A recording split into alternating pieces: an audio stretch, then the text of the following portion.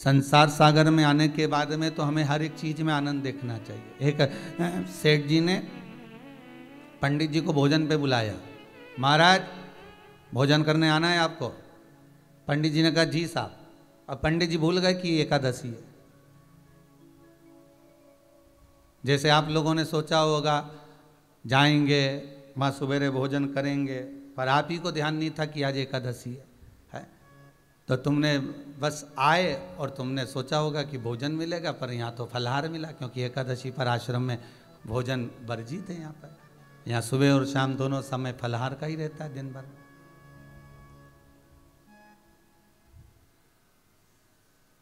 अब पंडित जी को नहीं मालूम था कि एकादशी है। पंडित जी ने कहा वो साहब आ जाएंगे, और पंडित जी घर गए तो पंडित जी की धर्मपत्नी ने कहा क्या बात है?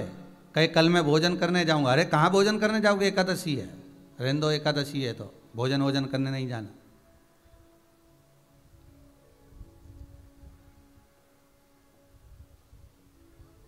आप भोजन करने नहीं जाओगे, ठीक है।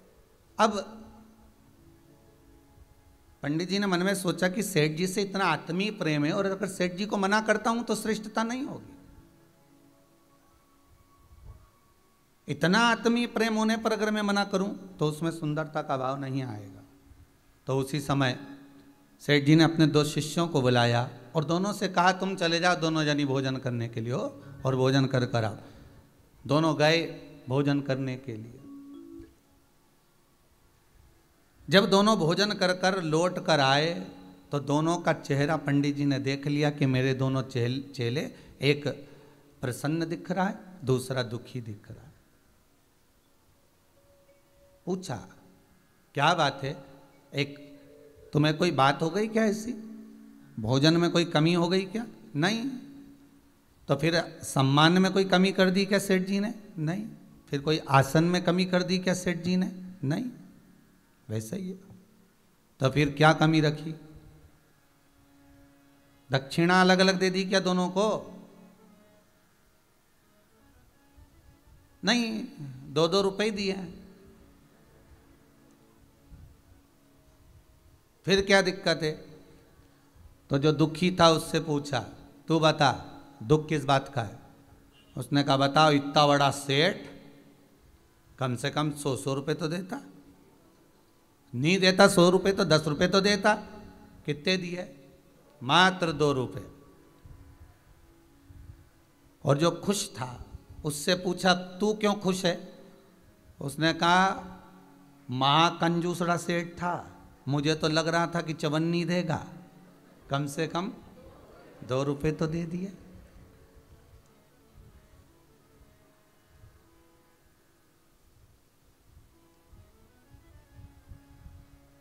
ये आपकी और हमारी कथा है। वो 2 रुपए देता है तो हमको कम नजर आता है, उसी का हमको बड़ा दुख हो जाता है। पर सोचो भाग्य में वो भी नहीं लिखा था। ना जाने कितना पाप कर कर हम जन्मे होंगे, ना जाने कैसा कैसा कर्म हमने उस जन्म में करा होगा, ना जाने कितना दुख हमने उस जीवन में करा होगा, ना जाने किसको कितनी तकलीफ कितना कष्ट हमने दिया होगा। उसके बाद भी इस मनुष्य की देह धारण करने के बाद, इस मानव का शरीर प्राप्त करने के बाद भगवान ने कम से कम हमको इतना तो दिया कि अच्छे घर में जन्म दिया, अच्छा पुत्र दिया, अच्छी पत्नी दी, अच्छा पति दिया, अच्छा परिवार मिला, मायके में भी सबने अच्छे मिले, ससुराल में भी भगवान की कृपा हुई। 2 रोटी रोज पेट भर कर देता है, चकाचक खाते हैं, शरीर अच्छा दिया। मालूम पड़े एक आध निपटा के भेज देता तो क्या फिर झगड़ा करने ऊपर जाते कि तूने मेरी आंख क्यों फोड़ी, तूने मेरा एक हाथ बेकार क्यों करा, मेरा पांव बेकार क्यों करा?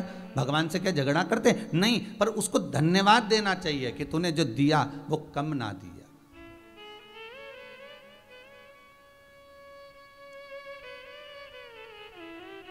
तूने जो प्रदान करा वो कमी ना करी तूने। महाराज तेरी कृपा में कोई कमी नहीं थी, हमारी पात्रता में कमी थी। और थोड़ा बहुत अगर दुख दे भी रहा है तो ये सोच लेना कि चलेगा, थोड़ा थोड़ा काटते चलो। आटे में नमक के बराबर थोड़ा थोड़ा दुख तो सहन करते चलो। एक आध दिन अगर ज़्यादा ही नमक पटक दिया नहीं रोटी में तो हालत खराब हो जाएगी। इसलिए बाबा से कहते चलना, थोड़ा थोड़ा दुख देते चलना, झेल लेंगे, चलेगा।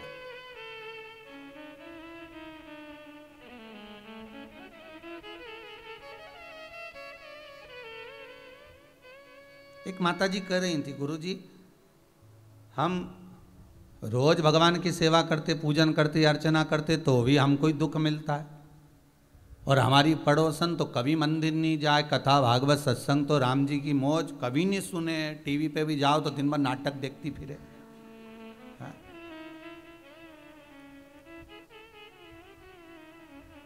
तो भी सुखी है। तो फिर भगवान को सोचना चाहिए ना कि दुख उसको दे, हमको काहे को दे। तो हमने कहा माँ, भगवान को मालूम है जो सहन कर सकता है उसी को देता है। भगवान दुख भी उसी को देता है जो सहन कर सकता है। जिसकी कैपेसिटी ही नहीं है, थोड़ा सा दुख आया मैं तो मरी जाऊं तो अच्छा, तो निपट जा। थोड़ा सा दुख आया मैं तो मर जाऊं तो अच्छा।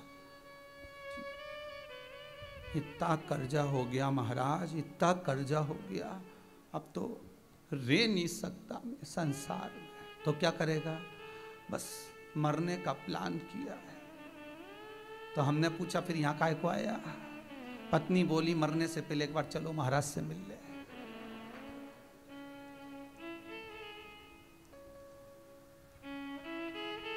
तो हमने कहा हमसे मिलने आए, और क्या। हमने कहा हमसे काहे को मिलने आए?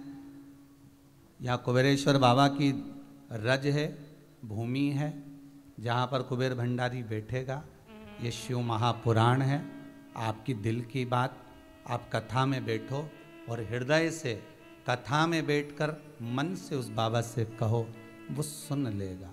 ये सियोर वाला महाराज भले ना सुने, पर वो अंतर्यामी विश्वनाथ कालदर्शी कैलाशी सबकी सुनता है, सबकी सुनेगा। उस पर विश्वास रखिए।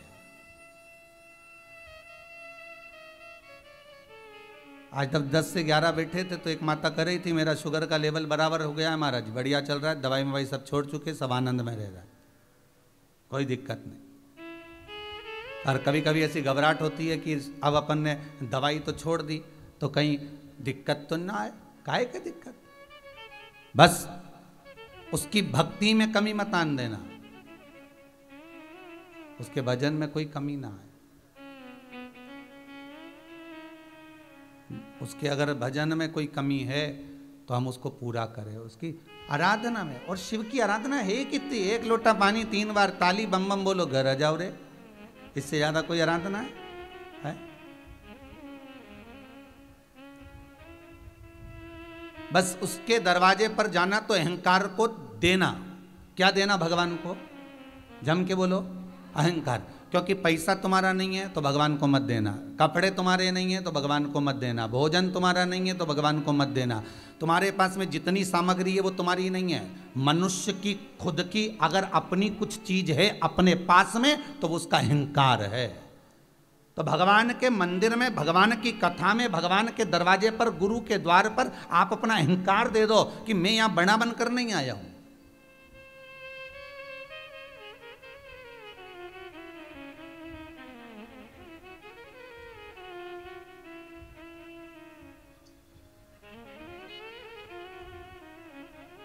मेरी आकर अभिमतता नहीं है। अहंकार को त्याग कर।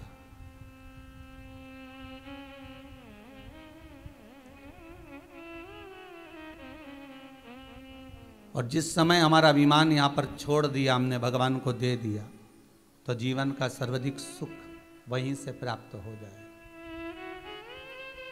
सर्वाधिक सुख।